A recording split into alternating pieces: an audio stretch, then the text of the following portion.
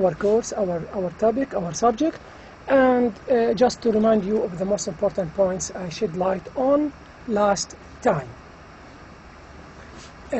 Whenever people say anything, whenever people write anything, we have to keep in mind the following. We do not write anything because we just like to write. When we write something, it is necessary to have something in our mind that we want to convey, to make the reader receive.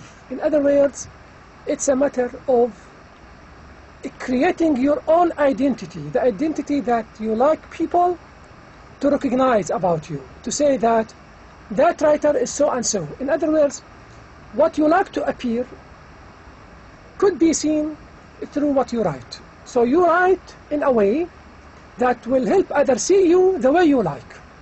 It is a reflection to your reality. It's a reflection to what you wish to appear, or how you wish to appear. Today, we are going also to talk about an important issue. It is the issue of the situation and the text.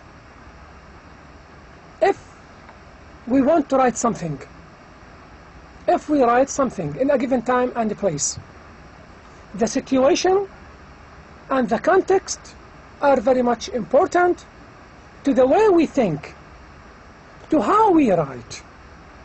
If we wish to write something, we have to keep in mind the situation, the context in which we do write our text.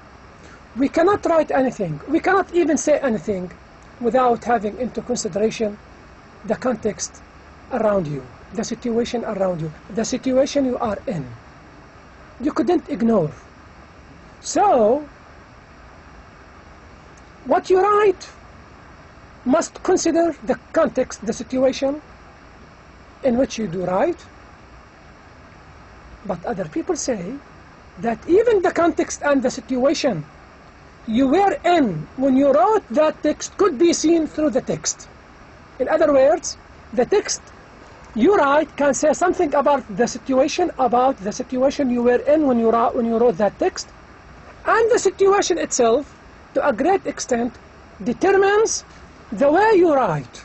In other words, the text, how the text appears, how the text is written, what does the text have.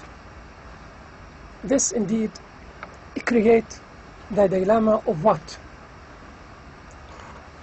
Of which exists first, the text or the situation.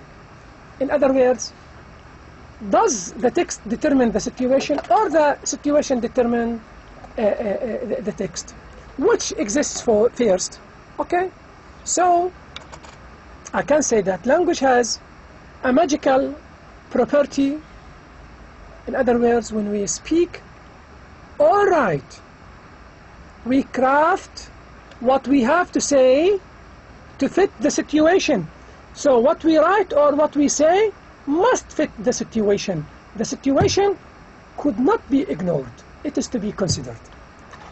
When we speak or write, we craft what we have to say to fit the situation or context in which we are communicating.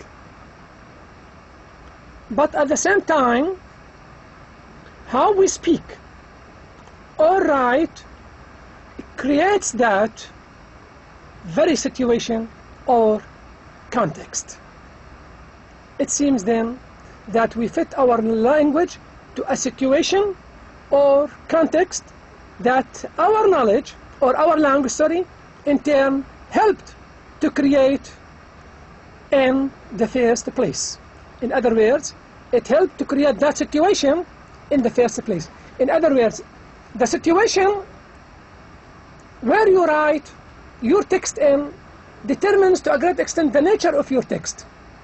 And the text itself, once it is read, it can tell you something about the situation in which it is written.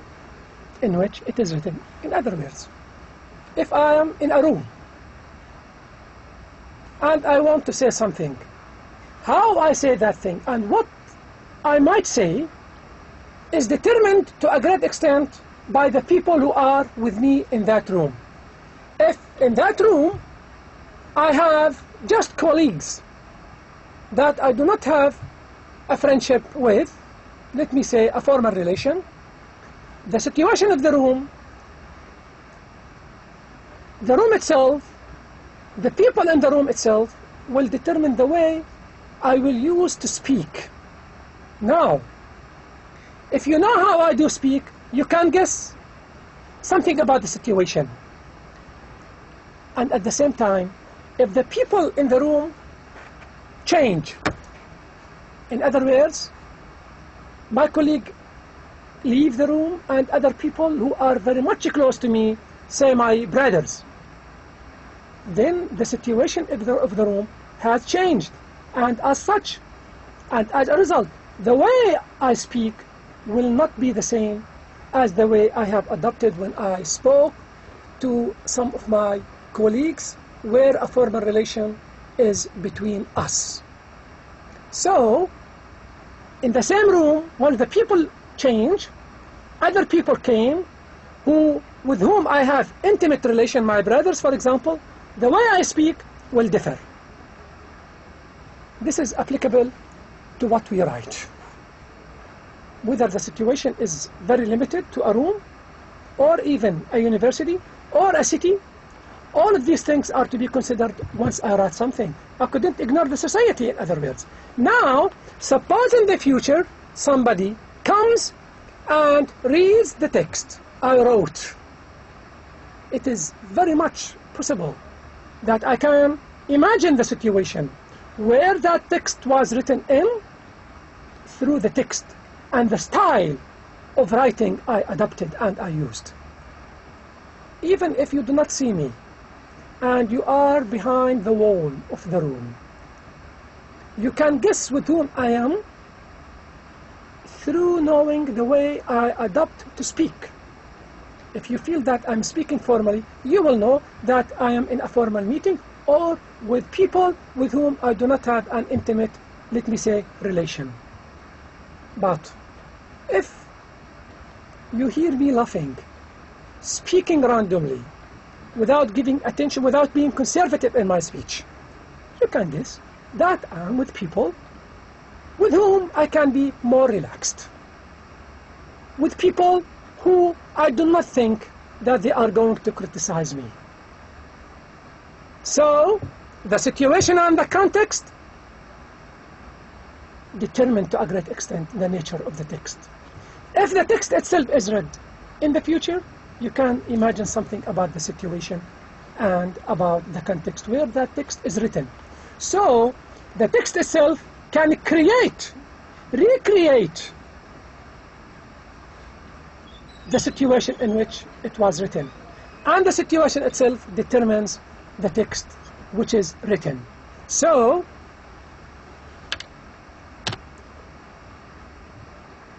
this is rather like the chicken and egg question. Which comes first? The egg or the chicken? Which comes first? The text or the context? The text can create the context, the situation. The situation determines to a great extent the nature of the text. But which exists first? Do I speak in that way because of the situation, or because of what I have written? You have to imagine the text, the context, or I mean the situation, how they were. So this is rather like chicken and egg question. Which comes first? The situation? We are in, for example, a committee meeting. Do I speak in that way because I am in a committee meeting? Or because I'm speaking in that way, there must be a committee meeting. Okay? Or the language we use, our committee. We are in, okay. This is rather like the chicken and egg question, which comes first? The situation we are in, or the language we use. Okay?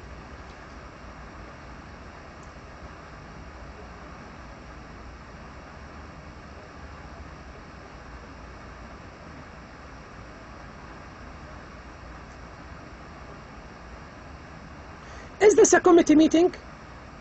Is this a committee meeting because we are speaking and acting this way? Or are we speaking and acting this way because this is a committee meeting? In other words, does the committee meeting determine the way I do speak?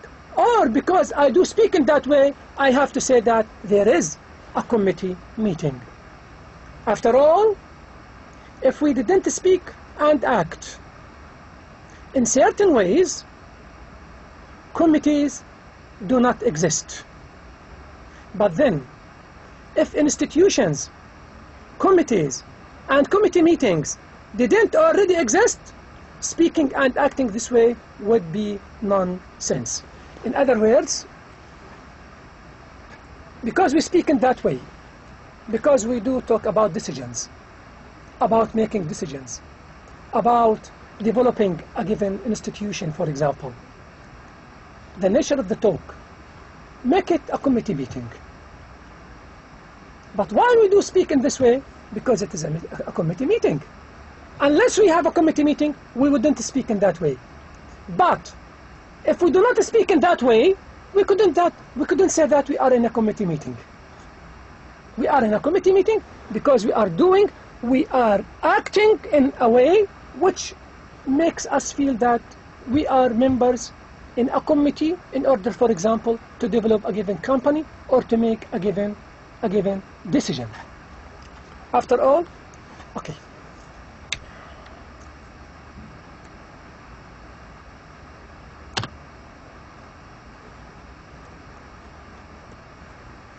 Discourses and social languages. Once we talk about social languages, I just would like to make it very clear that people even speak differently because of the classes to which they belong. And this is what we mean by social languages. We have a language or a dialect used by the upper class. We have a dialect used by the middle class, and we do have a dialect which is used by those who belong to the lower class. This is what we mean by social dialects or social languages. Even we might have different styles of speech because of what? Because of having different styles of occupations or of, let me say, level of education. As such, even if we talk about gender, being male or female, the way you speak could be determined to a great extent whether you are male or female. Whenever we speak or write, we always and simultaneously construct or build 6 things or 6 areas of reality. Whenever we speak or write, we always and simultaneously at the same time means construct or build 6 things or 6 areas of reality. These 6 areas of reality, these 6 things are very much important. Once we speak, we want to achieve that thing. We can talk about 6 things, 6 areas. First of them is the meaning and value of aspects of the material world. If we say something or if we write anything, the meaning and value of aspects of the material world. If I say, I enter a plane, you would understand that I'm not talking about something square, I'm talking about something plain, something which is not like a circle, it is, or a mountain, it is a plane. If I say I enter a square room, so I have creating a meaning of something material in our world. This means that I am in a room like this, which is like a square. I might say I enter a triangle room. So by this sentence I have created something about what? About the material world. So I'm not talking about abstract words. These abstract words can create in your mind, let me say, a picture, something materialistic, tangible in the world. So if you say, I have entered a square room, you can imagine through that sentence, which has only words, but you can, through that sentence, imagine something in the world, that you are in a square room. You are not in a room which looks like a circle or a triangle. So through speaking something, you can imagine something about the outside world, about the real world, material world.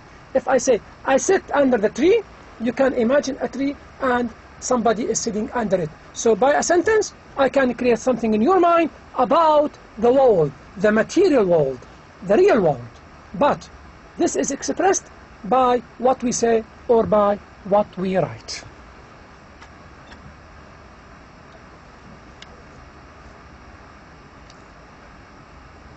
Okay. Activities. Once we speak or write, we want to build something real, a kind of reality. Activities. We talk and act in one way, and we are engaged in formally opening a committee meeting. We talk and act in another way, and we are engaged in chit-chat before the official start of the meeting in another way. If I speak in a given way, say a formal way of speaking, this means that the meeting has started and I am in a meeting and the meeting has started. How I can know that the meeting has started? Simply because I'm speaking in a certain way. The way I do speak will be used as a spark, as a point that can tell us that the meeting has started. So, to a great extent, the way I do speak can tell you whether I'm in a meeting or I am just chatting, speaking informally with some of my friends after having, let me say, the meeting finished. Even if like I just have said, if somebody is behind the wall and listening to us, through the way we speak, he can know whether the meeting is in progress or not, whether we're still in the official meeting. But everybody of you knows that there are so many times when you are waiting, for example, your teacher or a dear friend who is in a class or in a meeting room, you can say that, oh, the meeting has finished, the meeting is over, simply because you will start hearing people speaking loudly and randomly. These are symbols of having a meeting finished, or that the meeting has finished, has stopped. So the way people do speak, the way the people do speak can inform the people who are waiting whether the meeting is still in progress or the meeting has completed. So, activities. We talk and act in one way and we are engaged in informally opening a committee meeting. So, if we are in a meeting, committee meeting, we speak in that way, in that formal way. Suppose now the committee meeting is over. This happens many times. Then, immediately, quickly, I will start speaking to my friend, even whispering to him, something which is not allowed if the meeting is in progress. So, you can say something about the meeting, whether it is in progress or has completed, through the way we do speak. So, we talk and act in one way, and we are engaged in formally opening a committee meeting. But We talk and act. In other words, we change the way we talk in. We change the way we act in another way, and we are engaged in chit-chat before the official start of the meeting, if there's a meeting, but it hasn't yet started. People will speak loudly, will speak randomly. I might move from here to there. I might have a cup of tea. I might give you, for example, my telephone, whatever. All of these are hints. All of these are indicators to the fact that the meeting hasn't yet started. So I act and talk in a given way if the meeting is not there. I will act and talk in another way if the meeting has started. And this is the crucial point of what I have just said.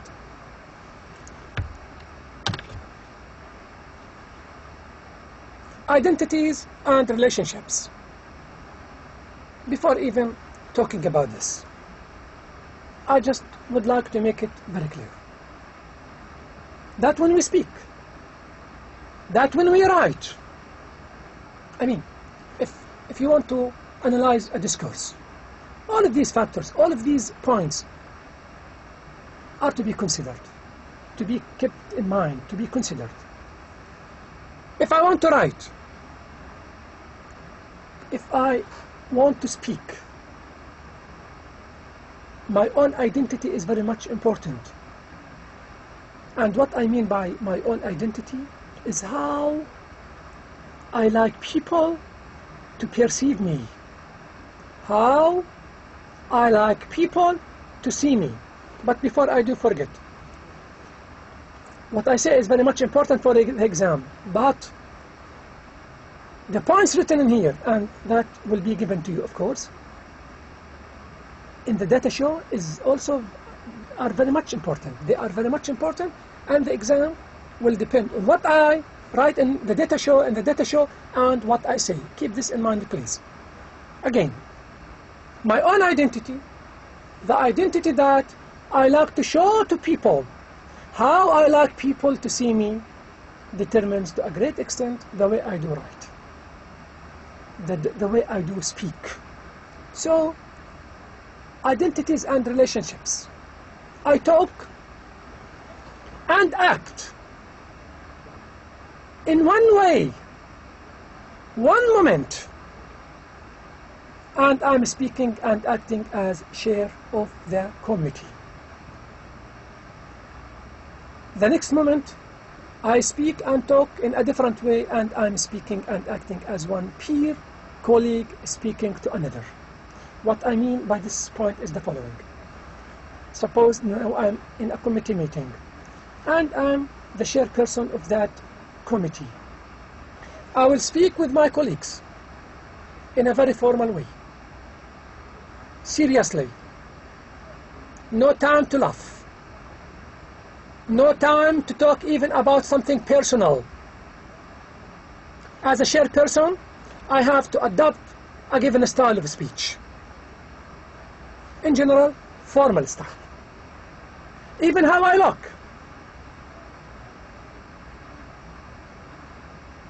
will be very much also important to convey the message I want to you, to convey the identity I want you to think that I am. That I am formal, I am a strong chairperson, I am serious, I have no time to play. So, the way I adopt to speak, the way I adopt to write, reflect these facts. The fact that I like my identity as a chairperson or the chairperson of the department to be crystallized, to appear. Now, suppose I have finished the meeting. Suppose I have finished the meeting. I will do what? I will quickly try to start talking to my colleagues in another way, which is indeed, in general, informal. It is not formal. But even when I adopt the informal way of speaking to my colleagues, after having the exam up or finished, the meeting finished, I have in mind something to convey, as if I want to tell my friends that, or my colleagues, that I am also your friend. I am also friendly. I am also kind. I am also humble. I am one of you. But this could not exist, couldn't happen, but when I do have the meeting finished, when the meeting is over. Because at that time, I do not want to convey to my colleagues the same message. I do not want them to see to see my identity as a shared person. I want them to see my identity as one of them, as a humble person, as a friendly person, who can separate between things, between formality and informality. Informal committee, formal meeting, I am the shared person. I am the strong shared person who can manage and who can lead you.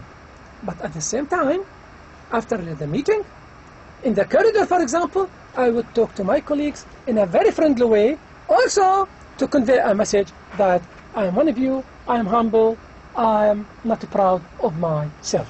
So, this is what I mean, identities and relationships. How I do I like to appear, and what kind of relationship I like to have with my friends. In the meeting and after the meeting. In the meeting, formal relation. After the meeting, no, I am one of you. I am your colleague. But in the meeting, no, I'm not your colleague, but I am your shared person. I am the chairman of the department that you have to listen to. So this is what we mean by identities and relationships. I talk and act in one way, one moment. And I'm speaking and acting as chair of the committee. The next moment, I speak and talk in a different way, and I am speaking and acting as one peer, colleague, speaking to another. This is what I think is important for this lecture, and I wish we can continue our talk, our speech about, let me say, discourse in the following lecture. Thank you so much.